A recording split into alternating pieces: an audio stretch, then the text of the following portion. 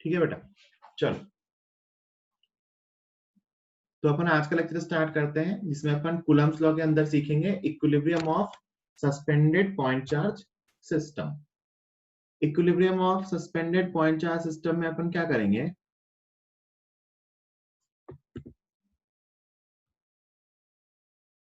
कि मान लो एक फिक्स सरफेस है, उससे मैंने इंसुलेटिंग स्ट्रिंग से दो चार्जेस को ऐसा सस्पेंड कर दिया है ना। ये इंसुलेटिंग स्ट्रिंग्स हैं,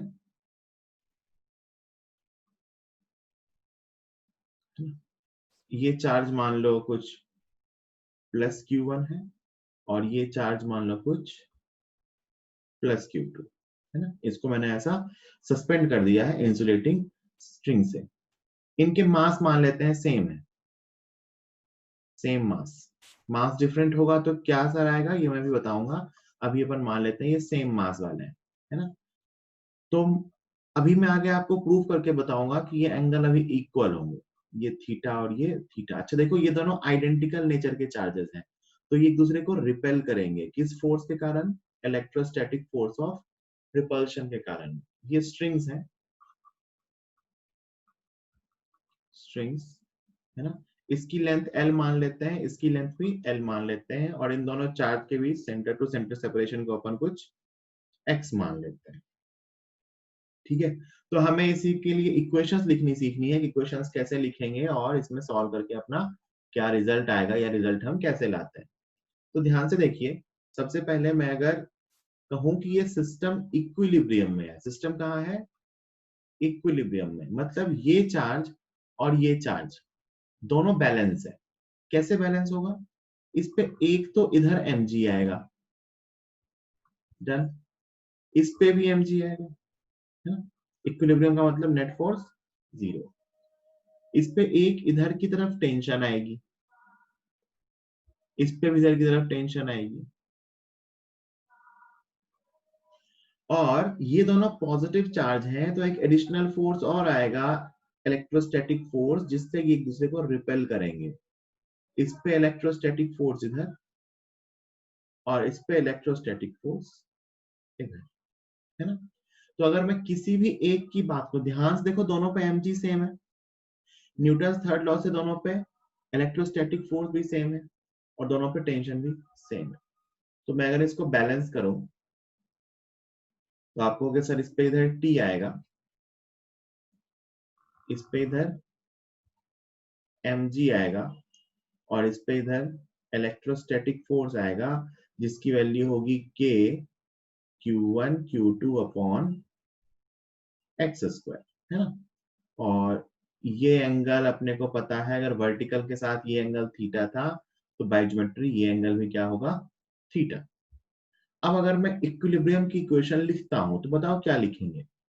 एक तो लिखेंगे टी साइन थीटा, मतलब टी का ये component, this component is T sine theta, this component is T cos theta. तो अगर ये इक्विलिब्रियम में है तो टी साइन थीटा जो होना चाहिए वो किसके इक्वल होना चाहिए? के Q1 Q2 upon x square. और टी कॉस थीटा जो होना चाहिए वो किसके इक्वल होगा? mg के। अपने पास ये दो एक्सप्रेशंस आ गए, इसको डिवाइड कर लेंगे तो यहां से आप कहोगे कि टेन थीटा की वैल्यू आएगी, tan theta is equal to k Q1 Q2 upon mg x square. ये आ गया टेन थीटा। अब मेरी बात सुनो, इसमें कुछ भी याद नहीं करना है ना, क्योंकि क्वेश्चन में चीजें चेंज हो सकती हैं। कभी आपको ना हो सकता है ये x ना दिया हो, तो पता है इस x को कैसे निकाल लेंगे? देखो ध्यान से, कई बार ज्योमेट्री यूज करके अपने को x निकालना होगा।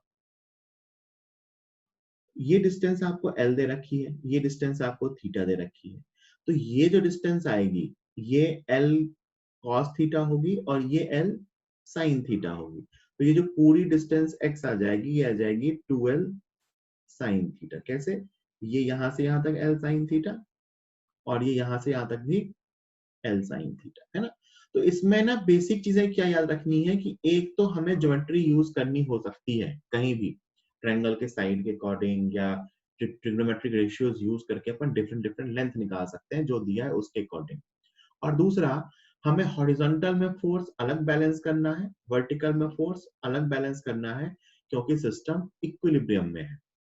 तो यहां भी मैंने वही किया कि टी के हॉरिजॉन्टल कंपोनेंट को, टी साइन थीटा को इलेक्ट्रोस्टैटिक फोर्स के इक्वल कर दिया और टी के वर्टिकल कंपोनेंट को mg के इक्वल कर दिया, और मैंने ये दो इक्वेशंस बना लिया। क्वेश्चन में इसके अकॉर्डिंग जो पूछा जाएगा मैं बता दूंगा। हो सकता है वो टेन थीटा पूछ ले, हो सकता है वो थीटा देके आपसे टेंशन पूछ ले, है ना। ऐसा भी हो सकता है कि आपने टेन थीटा निकाल लिया तो आपको टेंशन बतानी है। देखो एक और मेथड है यहाँ से टेंशन निकालने का, ये टी साइन थीटा है, ये टी कॉस थीटा है। अगर मान लो मुझे दोनों की वैल्यूज पता है और मैं दोनों को स्क्वायर करके ऐड कर दूं, तो T square sine square theta plus T square cos square theta हो जाएगा। तो वहां से sine square theta plus cos square theta 1 हो जाएगा, तो अपन वहां से टेंशन निकाल सकते हैं। तो ये बेसिक सेटअप समझ आना चाहिए कि इसमें क्या है कि एक ही पॉइंट से दो चार्ज सस्पेंडेड है, दोनों के मास मैंने यहाँ इक्वल लिए हैं, इसीलिए ये एंगल इक्वल है। सोच के देखो क्या हो रहा है कि mg इसे नीचे खींच रहा है ना।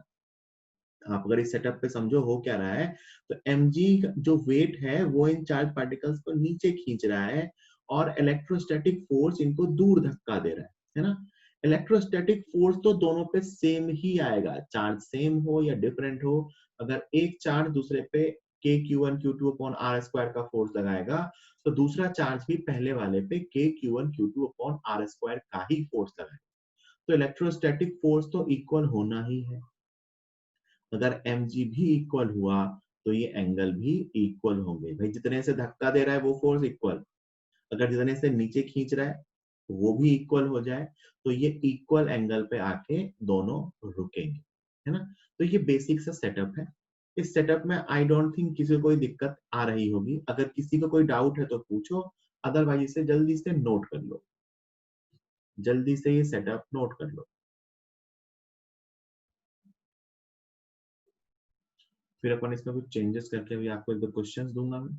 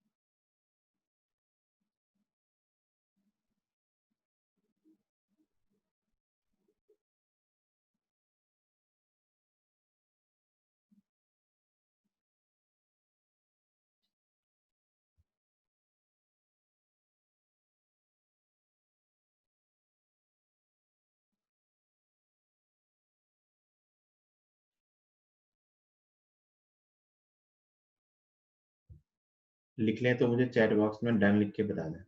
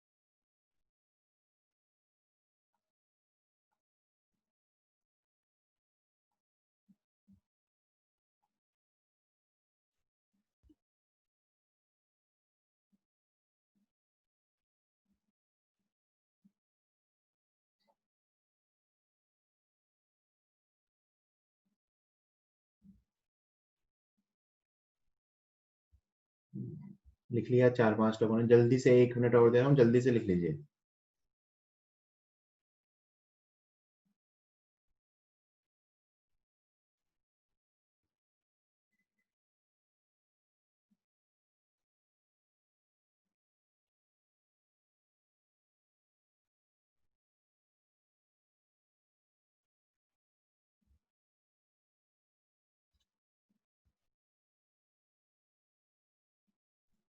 गुड, चलो।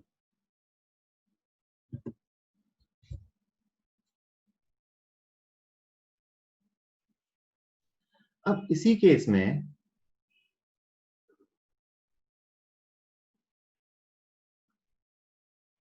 मान लो दोनों के मासेस इक्वल नहीं है। इफ masses of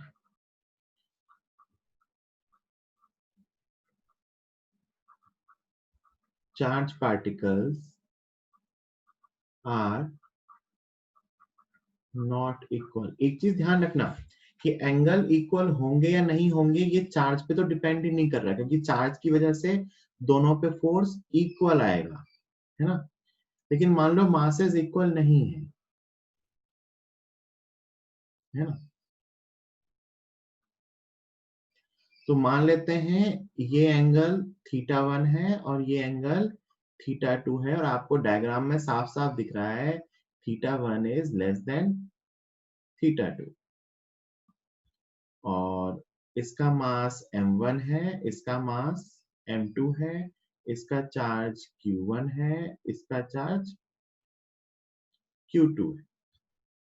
ठीक है, तो ये सेटअप इक्विलिब्रियम में है ना। सेटअप इज इन इक्विलिब्रियम या system is in equilibrium. System is in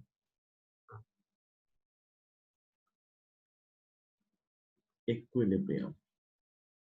तो इनमें से कौन सा ऑप्शन सही है कि m1 की वैल्यू m2 से ज्यादा है,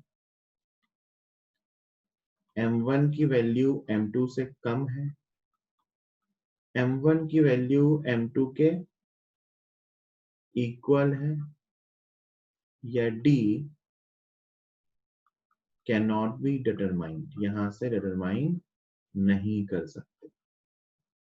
सोच के सब लोग आंसर लिखेंगे कि ऐसा केस अपने को दे रखा है, कौन सा ऑप्शन सही है, ए बी सी या डी, कौन सा मास ज्यादा है।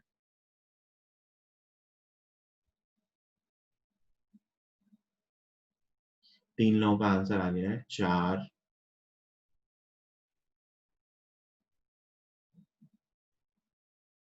विशाल थोड़ा सोचो और।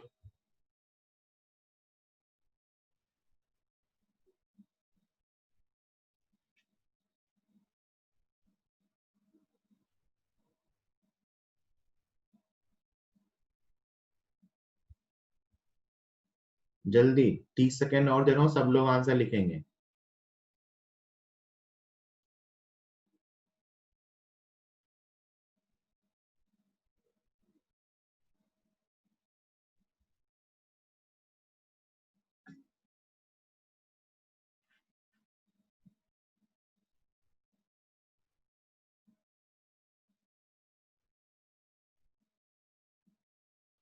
सही है, मैं देख रहा हूं सबके आंसर्स, लिखते रहो।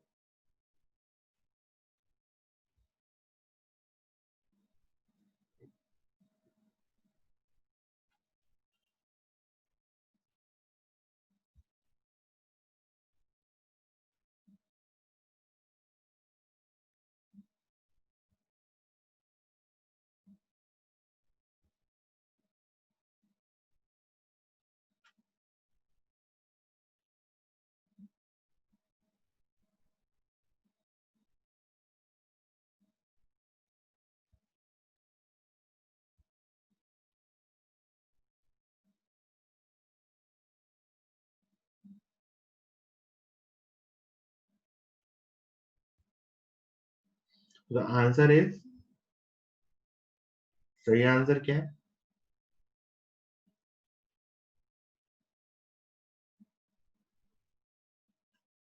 ए, है ना। देखिए ध्यान से, क्या हो रहा है कि जो कूलम्ब लॉ वाला फोर्स है, रिपल्सिव फोर्स, वो तो दोनों पे इक्वल आ रहा है। इस पे इधर एफ ई है तो इस पे भी इधर कितना है, एफ ई। ये फोर्स तो दोनों पे इक्वल लग रहा है। क्यों? क्योंकि हम एफ ई की वैल्यू जानते हैं कितनी होती है भाई, k Q one Q two upon r square. ये तो दोनों पे इक्वल लग रहा है। जिसपे एम जी ज्यादा आएगा, है ना, जिसपे एम जी ज्यादा आएगा, इस पे एम टू जी है और इस पे क्या है, एम वन जी। जिसपे एम जी ज्यादा आएगा वो नीचे की तरफ ज्यादा झुका हुआ होगा, है ना। सोचो जो जिसपे वेट ज्यादा है उसने उसको ज्यादा नीचे खींच रखा होगा। कौन ज्यादा नीचे खींच रखा है? जिसका ये एंगल कम। आप फील करके देखो कि दोनों पे एम जी नहीं लग रहा होता, एम जी होता ही नहीं, तो दोनों स्ट्रेट हो चुके होते सीधे, है ना। तो जिसपे वेट ज्यादा लग रहा है, जो ज्यादा हैवी है, वो ज्यादा नीचे आ रहा होगा और जो लाइट है वो हवा में ऊपर होगा। तो जो ज्यादा नीचे है वो कौन सा है, M1। इसका मतलब M1 का वेट M2 से ज्यादा है। इसका मतलब एंगल इक्वल होगा या इक्वल नहीं होगा, ये इस चीज पे डिपेंड करता है कि दोनों पार्टिकल्स के मासेस इक्वल हैं या नहीं है। अगर दोनों के मास इक्वल हैं तो दोनों के एंगल इक्वल होंगे। अगर मासेस इक्वल नहीं है तो जो मास हेवी होगा उसका वर्टिकल के साथ एंगल कम होगा। डन? जल्दी लिख लीजिए।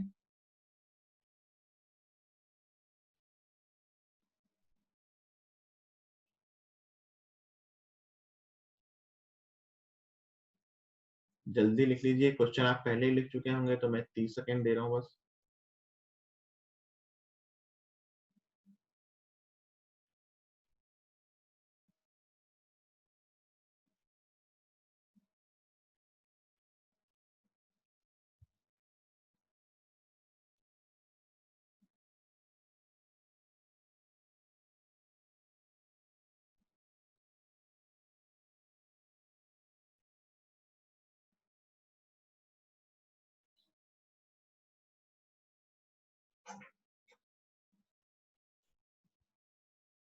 ठीक है,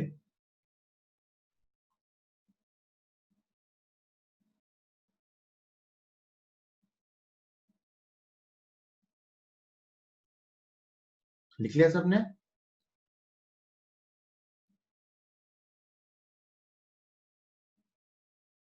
अब इसी का एक छोटा सा क्वेश्चन और करते हैं, है ना।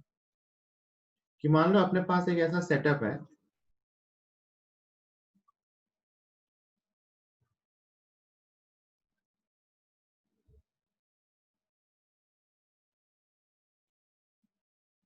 आइडेंटिकल चार्जेस है ना। आइडेंटिकल का मतलब, जैसे अगर आपको आइडेंटिकल चार्ज बोल देगा मतलब दोनों का चार्ज भी इक्वल है और मास भी इक्वल है। मान लो आपसे कहा गया आइडेंटिकल चार्जेस, आइडेंटिकल चार्जेस। तो आइडेंटिकल चार्जेस का मतलब same charge and same mass. Identical कहने का मतलब है चार्ज भी सेम है और मास भी सेम है। तो इसका भी चार्ज क्यू है, मास एम है, इसका भी चार्ज क्यू है और मास एम है। तो ये यहाँ कहीं आके सेटअप रुकेगा। ये लेंथ एल मान लेते हैं, ये लेंथ एल मान लेते हैं, ठीक है। ये भी ऐसा सिस्टम इक्विलिब्रियम में है। आपसे पूछा गया है कि if this system is taken to space, अगर इस सिस्टम को स्पेस में ले जाया गया, या कई बार कह देते हैं आर्टिफिशियल सैटेलाइट में ले जाया गया, एक ही बात है, जहां वेटलेसनेस फील होती है, देन फाइंड थीटा, थीटा की वैल्यू बताइए, and tension in the string. अगर इस सेटअप को मैं स्पेस में लेके चला जाता हूं तो थीटा क्या होगा और स्ट्रिंग में टेंशन क्या होगा। जरा मुझे ये बताओ स्पेस में ले जाने पे क्या होगा, स्पेस में ले जाने पे क्या होगा। गुड। स्पेस में ले जाते ही जो इनके बीच का इस पे लगने वाला mg है वो जीरो हो जाएगा, वेट नहीं होगा, है ना। जरा सोच के देखो सब लोग, जरा ध्यान से इधर देखना, है ना। क्या हो रहा था कि एक फोर्स इसे नीचे खींच रहा था, कौन सा, mg, और दूसरा फोर्स इसे हॉरिजॉन्टल दूर ले जा रहा था, मानते हो क्या?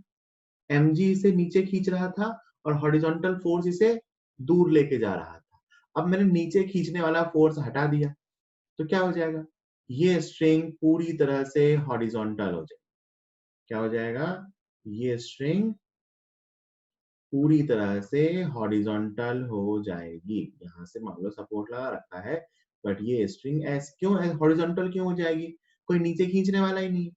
तो जिस एंगल की मैं बात कर रहा था, ये एंगल भी 90 डिग्री और ये एंगल भी 90 डिग्री, तो दोनों स्ट्रिंग्स के बीच का एंगल तो 180 होगा, बट मैंने क्वेश्चन में जो थीटा पूछा है वो कितना होगा, 90 डिग्री। डन। अब जरा सोचो इस पे कौन कौन से फोर्स बचे।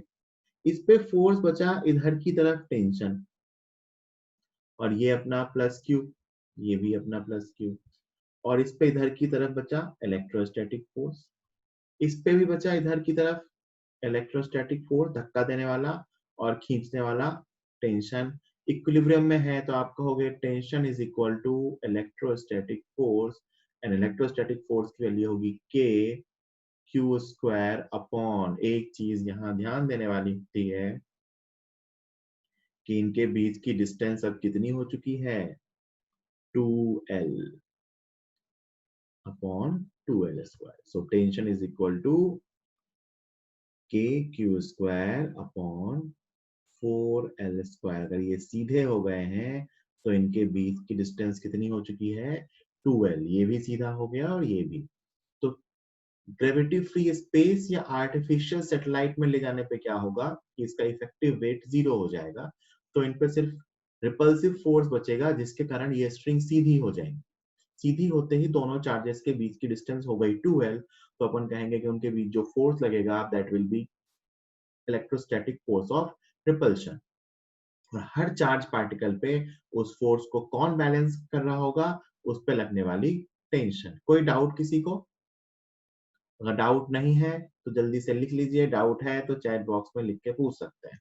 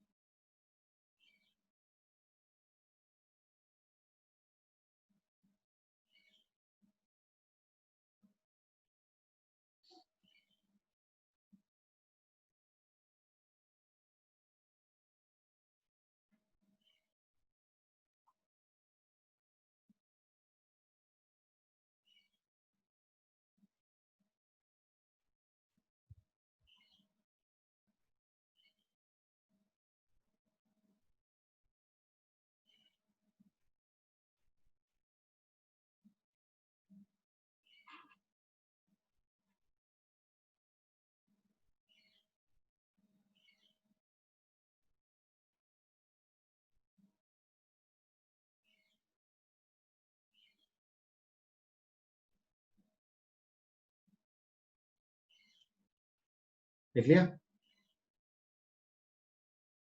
सबने लिख लिया क्या? डन। ठीक है बेटा, चलो आगे चलते हैं।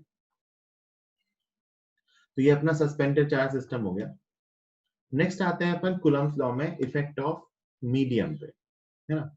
इफेक्ट ऑफ मीडियम का मतलब अभी तक जो आपने फोर्स सीखा है वो आपने वैक्यूम में सीखा है ना।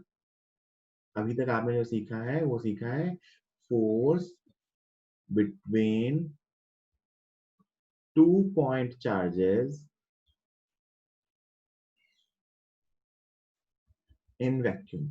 मीडियम को भी बहुत ज्यादा डिस्कस नहीं करेंगे, बस एक बेसिक आइडिया लेंगे, आगे कैपेसिटर के चैप्टर में डिस्कस करेंगे कि मीडियम में और क्या क्या होता है, कैसे मीडियम पोलराइज होता है ना। तो ये Q1 है, ये Q2 है, और इसके बीच का मीडियम अभी क्या है, वैक्यूम। तो आपने सीखा कि इस पे लगने वाला फोर्स जो इलेक्ट्रोस्टैटिक फोर्स था इस पे इधर और इस पे इधर, रिपल्सिव फोर्स मान लेते हैं यहाँ r डिस्टेंस पे, उसकी वैल्यू आ रही थी 1/4πε0 Q1 Q2 upon r square, है ना। This is the force between 2 point charges in vacuum. आप ये ध्यान रखेंगे कि हमने जो ये फॉर्मूला सीखा है, ये फॉर्मूला कहाँ सही है, वैक्यूम में। अब कहते हैं कि if there is medium between the charges, अगर चार्जेस के बीच मीडियम है तो क्या होगा।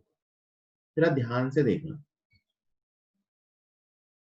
थ्योरेटिकली समझेंगे अभी बस कि एक होमोजेनस मीडियम है जो पूरी तरह से इनके बीच फिल्ड है ना। तो पता है इस मीडियम का इफेक्ट क्या होगा। आपको मैंने एक बार बेसिक आइडिया दिया था इंडक्शन का। इंडक्शन में क्या होता है कि चार्ज सामने वाले बॉडी में एक ऑपोजिट चार्ज इंड्यूस कर देता है ना। तो यहाँ पे क्या होगा ना, इस चार्ज के कारण इसकी जो मीडियम होगा, इस मीडियम का ना पोलराइजेशन हो जाएगा, है ना। क्या हो जाएगा मीडियम का, पोलराइजेशन। देखो होता क्या है कि ये Q2 इस Q1 को रिपेल कर रहा होगा। This is force on 2 due to 1। लेकिन इस Q1 के पास ना थोड़ा सा चार्ज इंड्यूस होगा। ये कौन सा है, मीडियम का पोलराइज्ड चार्ज। तो ये क्या करेगा ना, ये इसको अट्रैक्ट करेगा। This is force of medium. Similarly ये चार्ज इसको रिपेल कर रहा था, इसको F12 लिखो, फोर्स ऑन 1 ड्यू टू 2, और इसको F21, force on 2 due to 1। ये कौन सा फोर्स था, 2 का 2 पे 1 का फोर्स, और फिर से ये मीडियम यहाँ पे पास में प्लस के पास माइनस आएगा और ये फिर से इसको स्लाइटली अट्रैक्ट करेगा, है ना। ये मीडियम का फोर्स क्यों आया, due to polarization of medium. क्यों आया, due to polarization of medium. Polarization का मतलब ऐसा मान लो कि एक्सटर्नल फील्ड के कारण चार्जेस रीडिस्ट्रीब्यूट हुए मीडियम के, तो प्लस के पास मीडियम में एक माइनस चार्ज इंड्यूस हो गया, जिसकी वजह से दोनों चार्ज पे जो फोर्स लग रहा था उसमें एक मीडियम का फोर्स माइनस हुआ। तो जो नेट फोर्स आएगा, net force equal to F electrostatic या F between charges minus force due to medium. तो जो नेट फोर्स है वो पहले से कम हो गया। क्या हो गया, नेट फोर्स पहले से कम हो गया। तो कहते हैं कि अगर दो चार्जेस के बीच एक मीडियम आता है तो उनके बीच लगने वाला फोर्स पहले से, या एक चार्ज पर लगने वाला फोर्स पहले से कम हो जाता है। क्यों कम होता है, due to polarization of medium. अब एक बात बहुत ही ध्यान से समझना, थोड़ी सी कंफ्यूजिंग है, जनरली मैं कई बार नहीं भी बताता हूं, बट सुन लो। कौन सा फोर्स कम हुआ है, मैं कहूं तो Q1 पे कौन फोर्स लगा रहा है, अब Q1 पे अब कौन कौन फोर्स लगा रहा है, Q2 एंड मीडियम। Q1 पे कौन कौन फोर्स लगा रहा है, Q2 एंड मीडियम। ये बात समझ में आती है क्या सबको कि Q1 पे फोर्स कौन कौन लगा रहा है, Q2 और मीडियम। बोलो भाई, यस लिख के बता दो। डन। और वैसे ही Q2 पे कौन कौन फोर्स लगा रहा है, Q1 और मीडियम। Q2 पे कौन कौन फोर्स लगा रहा है, Q1 और मीडियम। आपने एक प्रिंसिपल ऑफ सुपरपोजिशन सीखा था जो कहता था कि Q1 और Q2 के बीच लगने वाला फोर्स किसी और पे डिपेंड नहीं करे, है ना? तो मैं कहूंगा कि कौन सा फोर्स कम हुआ है? नेट फोर्स, है ना? Q1 अभी भी Q2 पे उतना ही फोर्स लगा रहा है, Q2 Q1 पे अभी भी उतना ही फोर्स लगा रहा है, लेकिन Q1 जो नेट फोर्स एक्सपीरियंस कर रहा है वो पहले से कम है। क्यों कम है? क्योंकि अब एक एक्स्ट्रा फोर्स मीडियम भी लगा है। मैं अपनी बात को रिपीट कर रहा हूं, Q1 Q2 पे अभी भी उतना ही फोर्स लगा रहा है जितना बिना मीडियम के लगा रहा था, लेकिन मीडियम के आने से नेट फोर्स पहले से कम हो गया क्योंकि मीडियम भी ऑपोजिट में फोर्स लगा। तो मैं एग्जैक्टली कहूं तो मीडियम के आने से नेट फोर्स कम होता है। कौन सा फोर्स कम होता है? Net force. दोनों चार्जेस के बीच का फोर्स तो मीडियम से अफेक्टेड नहीं होता है। ये कंसेप्ट तब यूज करते हैं जब इस चीज का थ्योरेटिकल क्वेश्चन आ जाए। न्यूमेरिकल्स में ना सीधे ही पूछ लेते हैं कि दो चार्जों के बीच का फोर्स पहले इतना था, अब इतना मीडियम आ गया, बताओ फोर्स कितना हो। तो अपन उसके हिसाब से आंसर लिख लेंगे। बट अगर कभी थ्योरेटिकल क्वेश्चन ऐसा आ जाए कि भाई दो चार्जेस के बीच पहले मीडियम नहीं था, अब मीडियम है, बताओ क्या एक चार्ज का दूसरे चार्ज पे फोर्स चेंज हुआ? आंसर है नहीं। क्या एक चार्ज पे नेट फोर्स चेंज हुआ? आंसर है हाँ। जल्दी से ये बात जो सामने लिखी हुई है उसे नोट करो, फिर मैं इस बात को आपको लिखवा दूं। जल्दी से इस बात को नोट करो, स्लाइड को नोट करो, फिर मैं जो बताया वो आपको लिखवा दूं।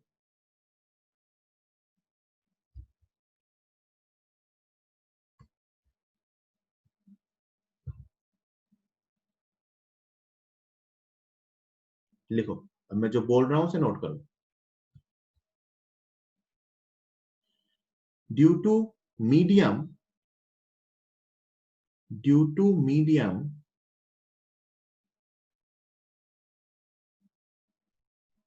the net force, due to medium the net force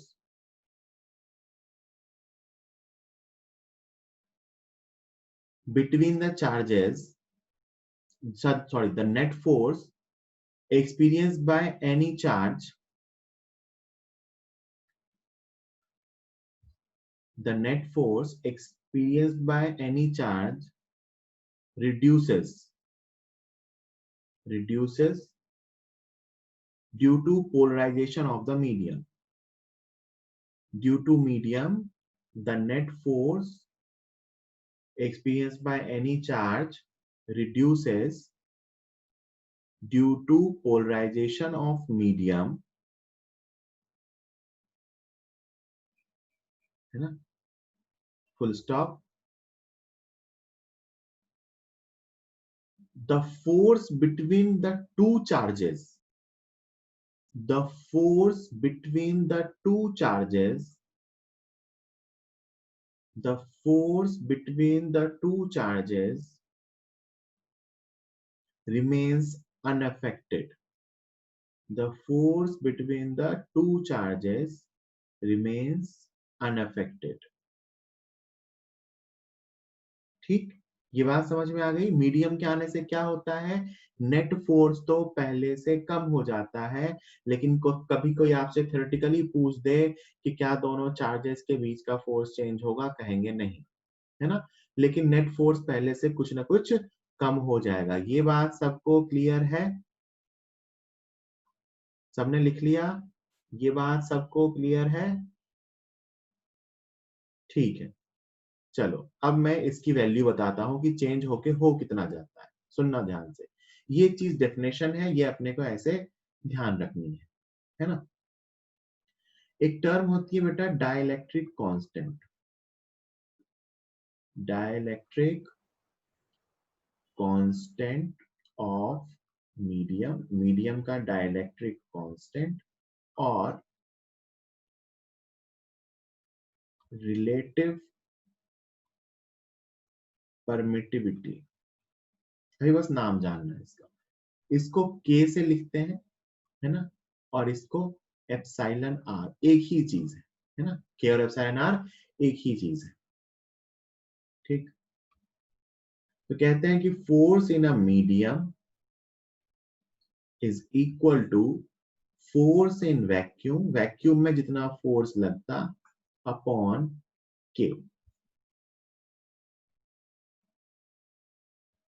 force in a medium is equal to force in vacuum upon k, क्योंकि यही ना डाइलेक्ट्रिक कांस्टेंट की डेफिनेशन है ना, कि जितने टाइम्स ये फोर्स कम हो जाता है that constant is known as dielectric constant of the medium. मतलब मैं कहूं कि अगर मीडियम में मुझे दो चार्जेस के बीच का फोर्स लिखना है तो मैं लिखूंगा force in a medium is equal to 1/4 pi epsilon naught epsilon r Q1 Q2 upon r square. अगर दो चार्जेस हैं जो एक मीडियम में रखे हुए हैं, जिस मीडियम के लिए अपने को एप्सिलॉन आर पता है, ये Q1 और ये Q2, उनके बीच की डिस्टेंस आर, तो इनके बीच फोर्स का फॉर्मूला बनेगा 1/4 pi epsilon naught into epsilon r Q1 Q2 upon r square. कई बार इसको पूरा एप्सिलॉन बोल देते हैं, epsilon Q1 Q2 upon r square.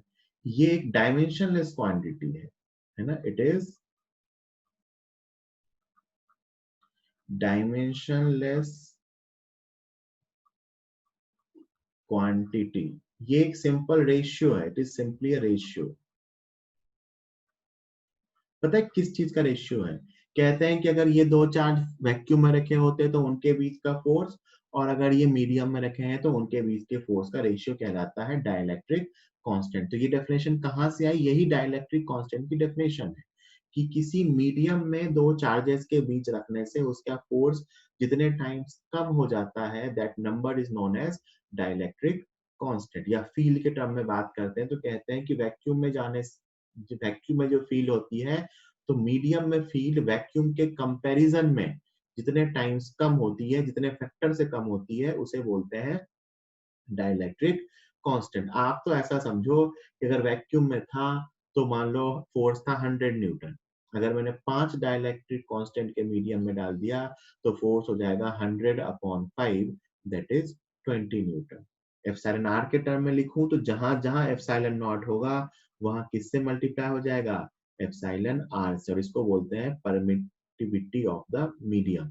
This is permittivity of free space, this is relative permittivity, so this is permittivity of medium। Epsilon r और k एक ही चीज है।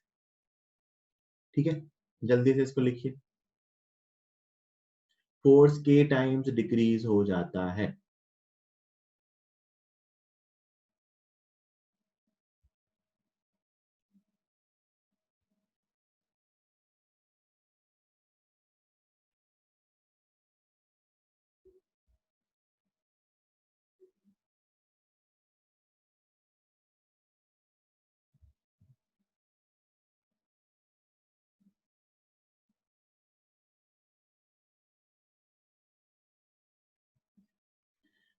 नेक्स्ट एक छोटा सा टॉपिक सीखते हैं, distribution of charge between two conducting sphere. जो लास्ट टॉपिक था उसमें क्वेश्चन में सिर्फ यही होगा कि आपको k की वैल्यू दी हुई होगी डिपेंडिंग अपॉन मीडियम। अच्छा, एक चीज और ध्यान रख सकते हो, ये जो k आता है ना, ठीक है, वैक्यूम के लिए,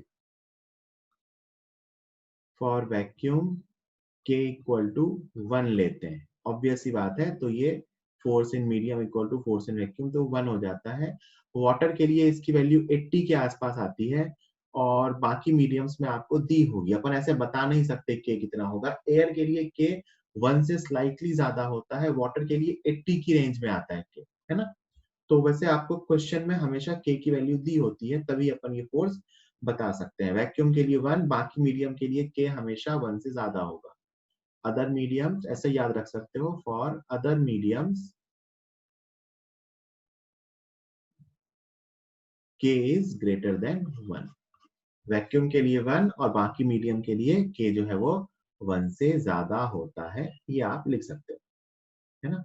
वाटर के लिए जनरली कई बार 81 ले लेते हैं, तो मतलब 81 टाइम्स फोर्स डिक्रीज हो जाता है, 80-81 के आसपास, बट एग्जैक्ट डेटा वो दिया होता है ना। चलो, अब अपन सीखते हैं distribution of charges between two conducting spheres. इस टॉपिक को भी कंप्लीटली नहीं समझ सकते क्योंकि ये आगे पोटेंशियल का टॉपिक है, बट एक दो क्वेश्चन है आपकी रेस में जिसमें ये यूज होगा, है ना। तो मैं इसका डेरिवेशन आपको नहीं बता रहा, जस्ट आपको मैं समझा रहा हूं कि यहाँ पे होगा क्या। कि मान लो दो कंडक्टिंग स्फेयर्स हैं, है ना। इस पे पहले चार्ज Q1 था और इस पे पहले चार्ज Q2 था, बहुत ध्यान से समझना। और इसकी रेडियस R1 है और इसकी रेडियस R2 है, ठीक। कंडक्टिंग स्फेयर्स हैं, अभी इनके चार्जेस और रेडियस अपने को पता है।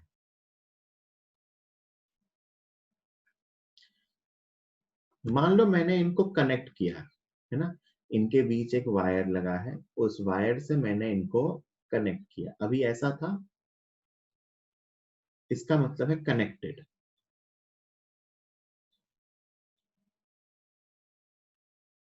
तो क्या होगा, चार्जेस का रीडिस्ट्रीब्यूशन होगा, है ना। बाद में इसका चार्ज Q1 और इसका चार्ज Q2। रेडियस चेंज होगी क्या, नहीं। इसकी रेडियस R1 और इसकी रेडियस R2, है ना। तो कहेंगे कि there will be redistribution of charge, there will be redistribution of charge after connection, है ना।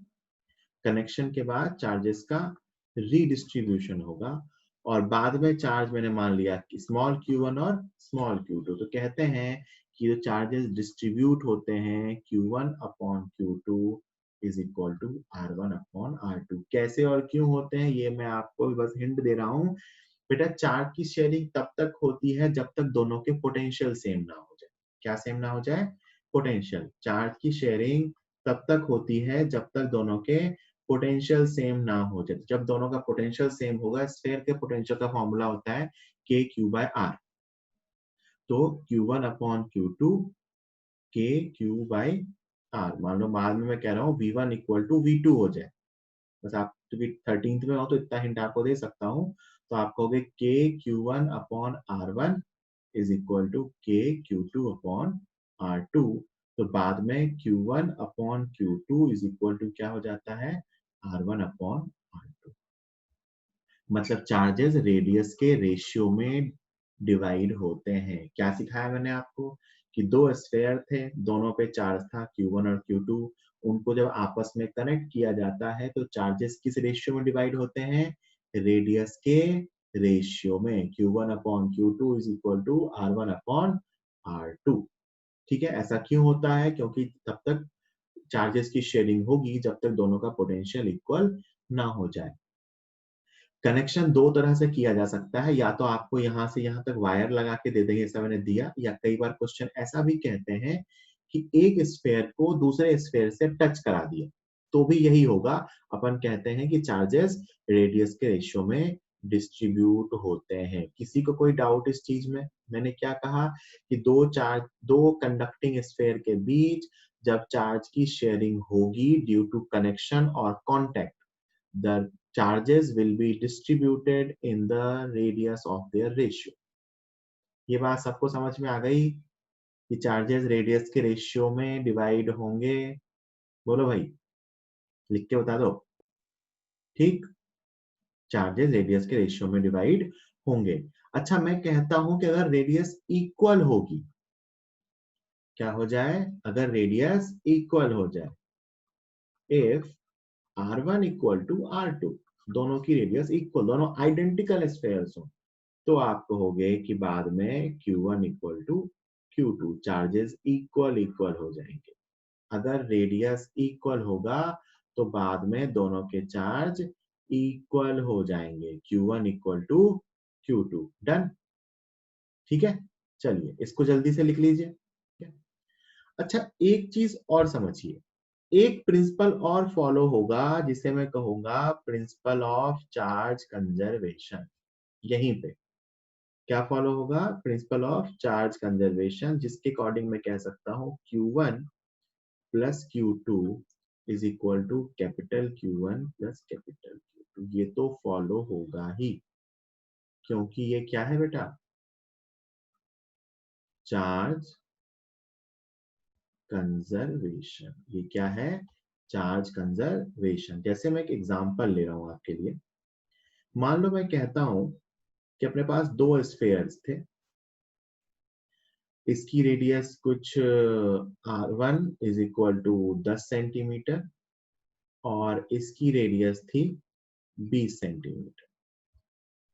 इस पे पहले का चार्ज था अपने पास +5 माइक्रोकूलम और इस पे पहले का चार्ज था अपने पास -3 माइक्रोकूलम, है ना। इस पे पहले चार्ज कितना था, +5 माइक्रोकूलम। इस पे पहले चार्ज कितना था, -3 माइक्रोकूलम। इसकी रेडियस कितनी है, 10 सेंटीमीटर। इसकी रेडियस कितनी है, 20 सेंटीमीटर। इफ दे आर, लिखो question, if they are connected,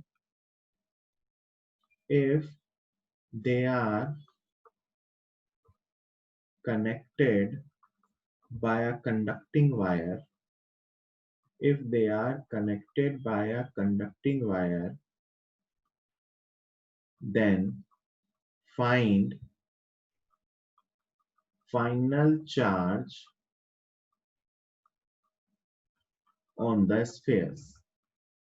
पहले स्फेयर पे on sphere 1 and 2 आपको बताना है कि अगर इनको कंडक्टिंग वायर से कनेक्ट किया जाए तो स्फेयर 1 पे और स्फेयर 2 पे बाद का चार्ज क्या होगा।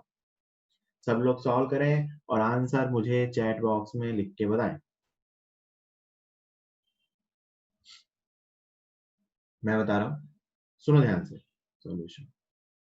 सबसे पहले तो आपको समझ में आना चाहिए कि जब इनको कनेक्ट किया जाएगा उसके बाद जो बाद का चार्ज होगा Q1 अपॉन Q2 वो रेडियस के रेशियो में होंगे R1 upon R2 that is 1:2।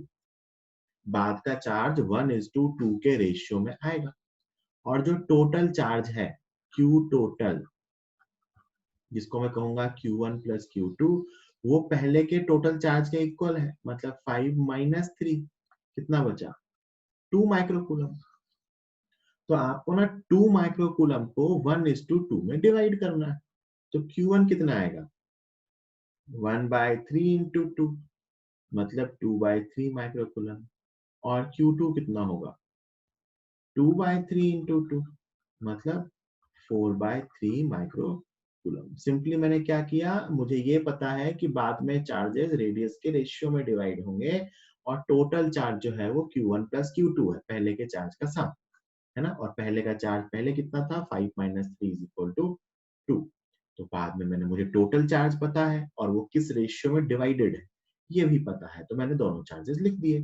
Q1 upon Q1 is 1/3 मतलब 1/2 में बटाना, मतलब ये 3 में से एक पार्ट और ये 3 में से 2 पार्ट, बस डिवाइड कर लिया।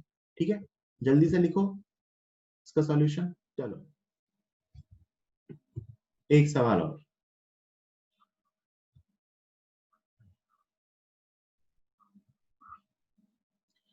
ये स्फेयर 1 है, इसकी रेडियस है 2 सेंटीमीटर। ये स्फेयर 2 है, इसकी रेडियस है 3 सेंटीमीटर, है ना। इस पे चार्ज दे रखा था आपको कितना, +4 माइक्रोकूलम और इस पे चार्ज आपको दे रखा था +2 माइक्रोकूलम, है ना। ये दोनों के चार्ज थे। ये कनेक्टिंग वायर है और ये स्विच है ना। स्विच बंद करेंगे तो चार्जेस फ्लो होंगे, ऐसा स्विच को बंद कर सकते हैं, है ना। एक क्वेश्चन पूछा है, find charge on smaller sphere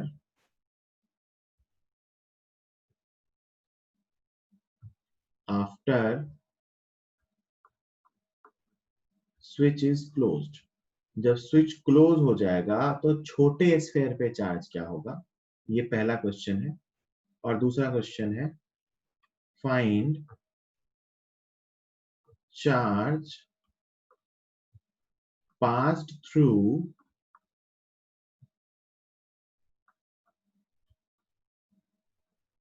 conducting wire in the process of redistribution. दो क्वेश्चन आपसे पूछे गए हैं। कहा गया है कि ये 2 सेंटीमीटर और 3 सेंटीमीटर वाले स्फेयर्स थे जिन पे चार्ज 4 और 2 था। पहले स्विच को बंद किया तो आपको बताना है कि बाद में छोटे स्फेयर पे चार्ज क्या होगा, पहला क्वेश्चन। और दूसरा क्वेश्चन कि इस रीडिस्ट्रीब्यूशन की प्रोसेस में कितना चार्ज इस कंडक्टिंग वायर से पास होगा। सब लोग सॉल्व करो और आंसर मुझे चैट बॉक्स में लिख के बताओ, है ना।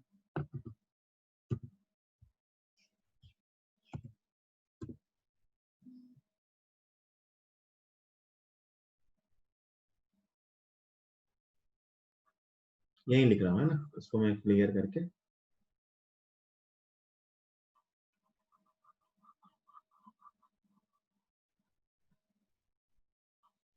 देखना ध्यान से।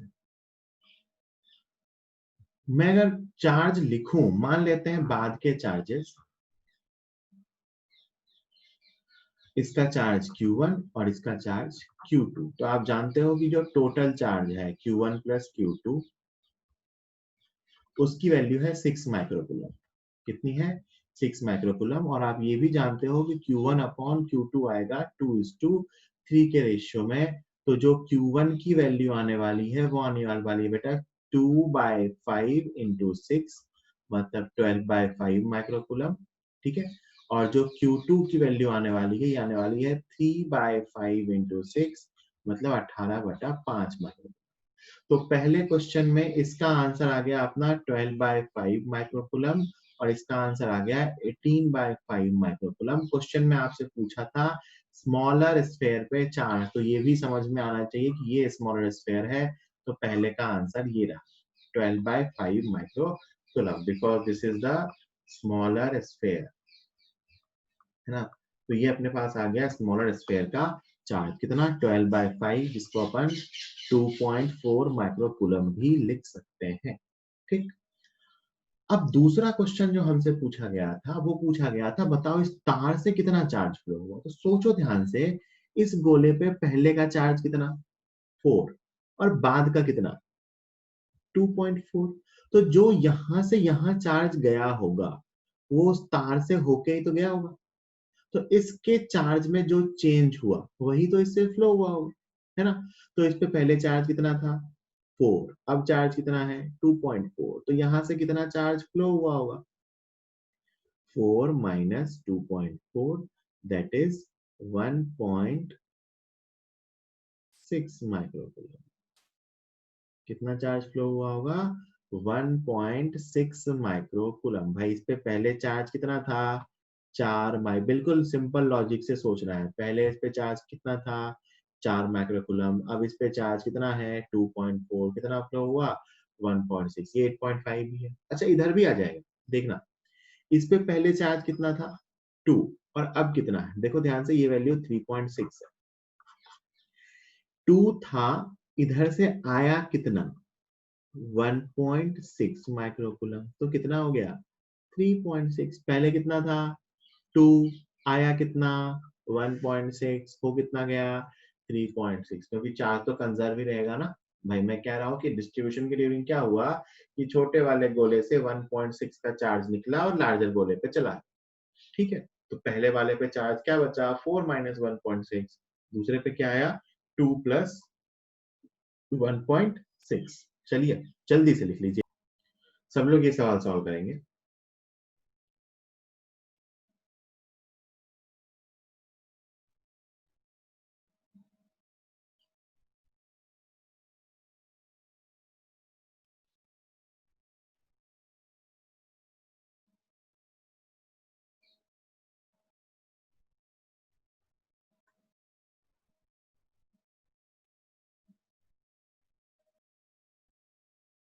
पहले का फोर्स F है तो नया फोर्स बताना है।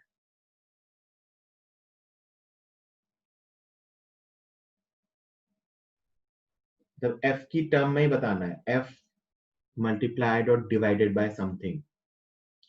F की टर्म में ही बताना है, मल्टीप्लाइड और डिवाइडेड बाय समथिंग, मतलब F और साथ में कोई नंबर।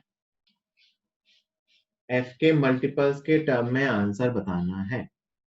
अभी तक जो भी आंसर लिखे गए हैं स्क्रीन पे चैट बॉक्स में वो गलत है।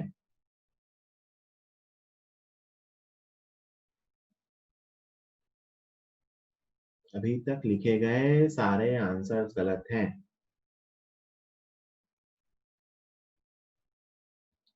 एक आंसर सही आ गया है स्नेहिल, गुड।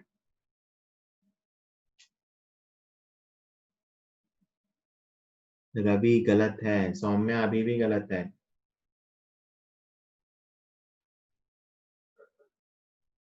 स्नेहिल का आंसर सही आया है। नंदिनी गलत है।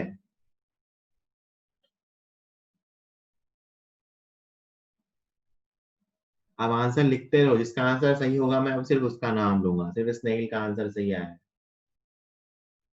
सॉल्व करके आंसर लिखो, जिसका आंसर सही होगा मैं बस उसका नाम ले रहा हूँ 30 सेकेंड तक, उसके बाद मैं बता दूंगा। तो ये बुद्धि लगाओ, सिंपल क्वेश्चन है।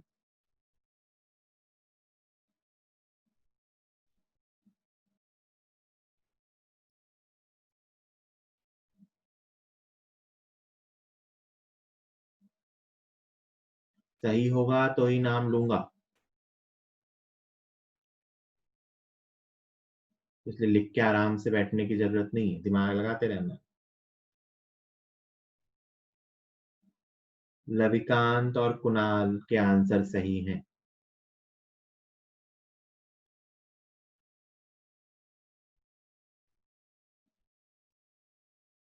तनिष्क का आंसर सही आ गया, सौम्या का आंसर अब सही है।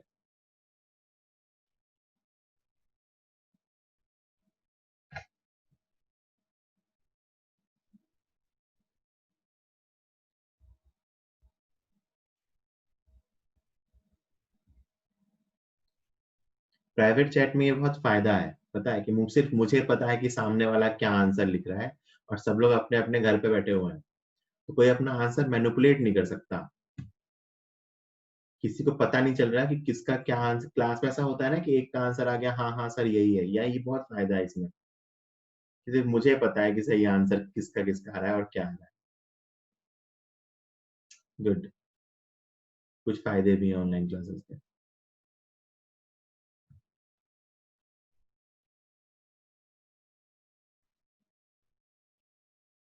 चलो अब मैं बताता हूँ, है ना। ठीक है, बहुत से लोगों ने सही आंसर दिया तो मेहनत करके, कुछ लोगों ने ऑलमोस्ट कहीं कहीं कुछ मिस्टेक्स करी। ठीक है, करेक्ट आंसर इज F/8, है ना, वैल्यू वाइज बात करें तो। ठीक है, पहले जो चार्जेस थे, ये +q था, ये -2q था। मान लेते हैं ये r डिस्टेंस पे था, तो इसके बीच का जो फोर्स मैं लिखूंगा वो क्या आएगा, k q इंटू 2q/r²। मैं साइन वाइन नहीं ले रहा, मतलब मुझे सिर्फ मैग्नीट्यूड से मतलब है। सो इट इज 2kq² ये f की वैल्यू। ठीक है, बाद में इसने कहा कि इन दोनों को टच कराया और फिर सेपरेट कर दिया, तो चार्जेस डिस्ट्रीब्यूट होंगे। और बाद में बेटा दोनों आइडेंटिकल स्फेयर्स कैसे हैं, आइडेंटिकल, मतलब चार्ज आधा आधा हो जाएगा, तो टोटल चार्ज कितना है, -q। तो चार्ज ऑन ईच बाद में क्या होगा, -q/2। टोटल चार्ज दोनों पे आधा आधा डिस्ट्रीब्यूट होगा। टोटल चार्ज -q है, आधा आधा मतलब -q/2 और -q/2, तो ये रिपेल करने लगेंगे और उन्होंने रिपल्शन लिखा भी है। तो ये -q/2 और ये -q/2 सेम डिस्टेंस पे रख दिया, तो ये कुछ f' आ गया। f' को क्या लिखूंगा, k q/2 इंटू q/2/r²। तो ये बन गया kq²/4r²। बहुत से लोगों से गलती क्या हो गई ना, उन्होंने इस चीज को f मान लिया और आंसर f/4 कर दिया। बेटा f पता है यहाँ, f इज 2kq²/r²। तो ये जो f' है दिस इज f/8। आप लोगों ने, बहुत लोगों ने क्या किया होगा, kq²/r² को f मान लिया होगा और बार बार f/4 आंसर रिपोर्ट कर रहे थे। आंसर f/8 है, क्योंकि f पता है क्या है, f इज 2kq²/r²। तो जो अपना f' आया है दैट इज एक्चुअली f/8। किसी को कोई डाउट है तो बता दो चैट बॉक्स में। किसी को इस क्वेश्चन में कोई डाउट है तो चैट बॉक्स में लिख के बता सकता है। नहीं है तो जल्दी से नोट कर लो।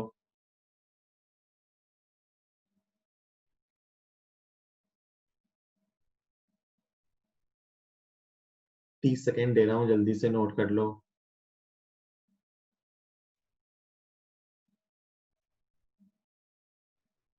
आगे चलते हैं। अगला, वैसे तो ये एक टॉपिक नहीं, ये क्वेश्चन है। Force on a charge kept at perpendicular bisector, है ना। मैं क्वेश्चन दे रहा हूं, आपकी रेस का ही सवाल है वैसे ये। मान लो ये प्लस क्यू चार्ज है और ये भी प्लस क्यू चार्ज है ना। इनके बीच की डिस्टेंस यहां से यहां तक मान लेते हैं कुछ 2d है ना। 2d इनके बीच की डिस्टेंस है। ये इसका परपेंडिकुलर बाइसेक्टर है इसी के प्लेन में, एक ही प्लेन में। और यहाँ पे एक तीसरा चार्ज मैंने प्लस क्यू रख दिया। इसकी डिस्टेंस यहां से